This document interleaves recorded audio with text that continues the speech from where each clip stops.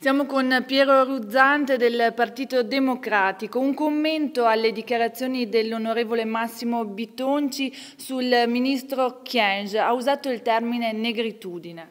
Ma questa, come altre dichiarazioni che abbiamo visto in questi giorni verso il ministro Kyenge, hanno solo una parola: razzismo. Razzismo allo stato puro. Si può criticare il ministro Kyenge, si può dire che non lavora bene o che dovrebbe fare di più. Non si può criticarla per il colore della propria pelle. Questo fuori dall'Italia, in tutta Europa e in tutto il mondo, non si capisce se non attribuendo a questi comportamenti una sola parola: razzismo. La Lega ha trovato addirittura il modo di pubblicare le agende del ministro Kyenge e adesso del ministro Zanonato sulle pagine della Padania. Siamo veramente al ridicolo. Pubblichino le agende di Zaia invece, che non sta facendo nulla per il Veneto, ha una presenza al Consiglio regionale pari al 17%, cioè quindi non c'è mai, non si sa di che cosa si sta occupando. Hanno trovato modo di criticare persino Zanonato perché è andato in Cina.